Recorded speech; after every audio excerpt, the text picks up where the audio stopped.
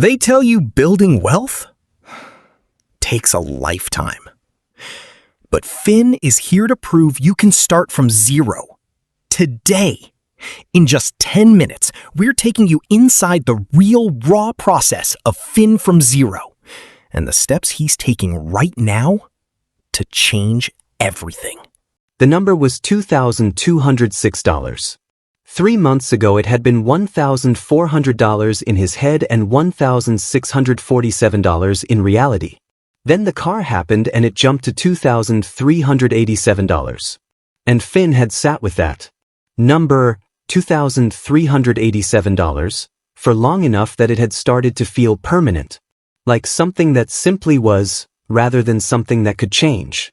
But tonight, after his third consecutive month of paying more than the minimum, after 3 months of a budget that bent but did not break, after 3 months of small deliberate decisions compounding quietly in the right direction, the number was $2,206.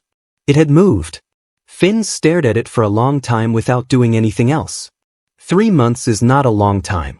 In the context of Finn's financial life, 24 years of patterns, habits, and assumptions built up without examination, 3 months is almost nothing.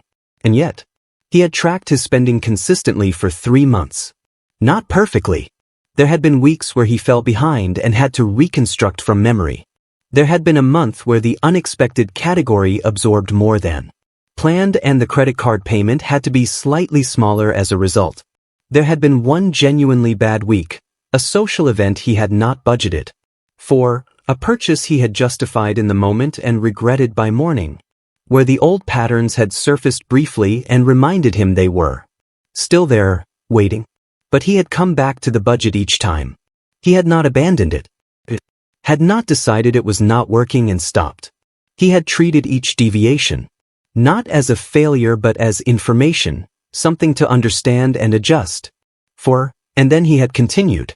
His emergency fund now had 3 months of small contributions in it. Still not large. Still nowhere near the 3 to 6 months of expenses he knew was the real target. But real. Tangible. A number with more digits than zero. And now the credit card said $2,206. He texted Jordan a single message. Debt went down again. Jordan replied quickly, mine too. First time ever. Finn read that twice. Then he put his phone down and thought about what had actually made the difference. Not the budget itself. Not the repayment plan itself. Something underneath both of those things that he was only beginning to put into words. The thing that had made the difference, Finn realized, was not a financial. It was not a strategy or a method or a framework. It was something simpler and harder than any of those things. It was consistency. Not perfect consistency.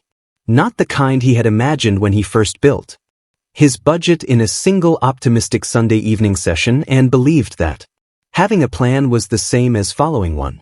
Real consistency, imperfect, resumed, repeatedly chosen, over a period of time long enough for the choices to compound.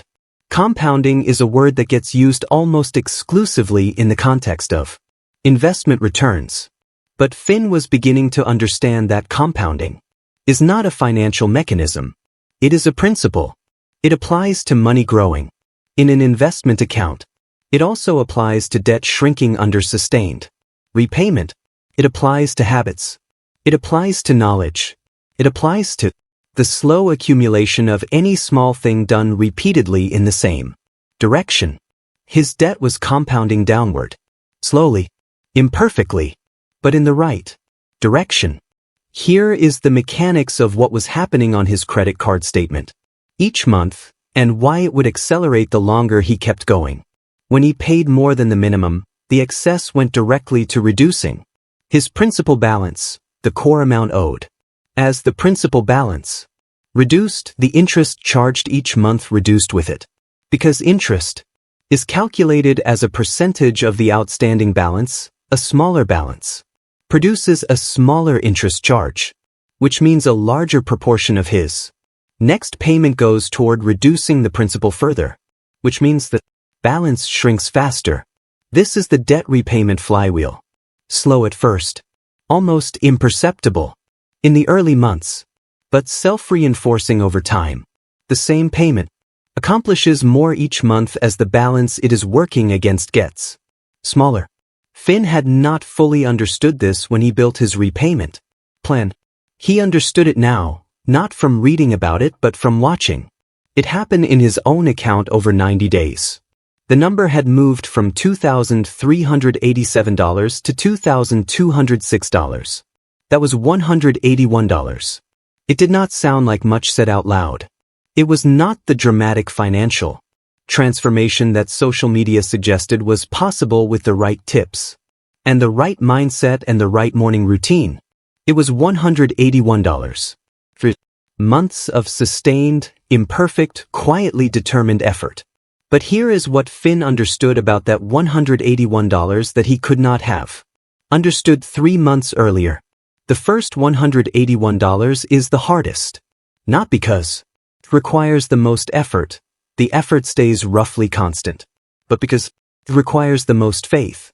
You are paying and the number moves so slowly that there are weeks when it feels like it is not moving at all.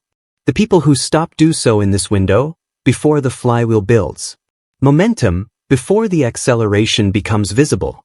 Finn had not stopped. And now he could see something he had not been able to see in month 1. He could see the trajectory. Not just the current number but the direction. And the logic behind it. He could see, in a way that felt genuinely real. Rather than theoretical, that if he kept going, if he kept making the same imperfect, consistent choices month after month, the number would eventually reach 0. Not soon. Not without further setbacks probably. Life had already taught him that much. But eventually, he opened his notes app. Beneath his budget, beneath the emergency fund tracker, he started a new page. At the top he wrote, "Things I know now that I did not know 3 months ago." The list, when he finished it, was longer than he expected.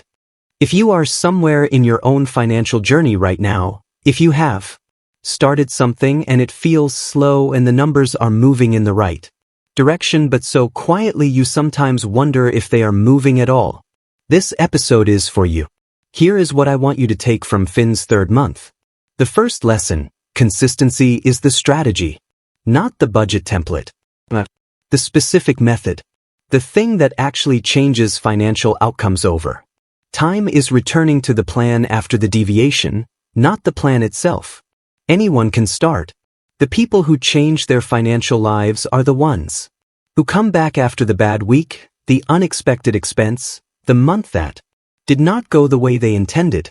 The second lesson: debt repayment accelerates. The first months feel almost pointless. The balance barely moves. But the flywheel is building. As the principal reduces, the interest charge reduces, and the same payment accomplishes more. What felt like $181 of progress in month 3 becomes faster progress in month 6, and faster still in month 9. The math is on your side. You just have to outlast the slow beginning. The third lesson is the one worth sitting with tonight. Progress is not always visible in the moment it is happening. Sometimes you only see it when you look back at where you started. Look back. Then keep going. The content in this video is for educational and entertainment purposes only. It does not constitute financial advice. Always consult a qualified financial professional before making any financial decisions. Finn made his list that evening. Things he knew now that he did not know 3 months ago. Near the bottom of the list, he wrote something that surprised him when he read it back. He wrote, "I think I want more. Not more money exactly. More understanding. More control." Of the feeling that came from watching a number move in the right direction. Episode 9 is where that wanting leads him somewhere unexpected.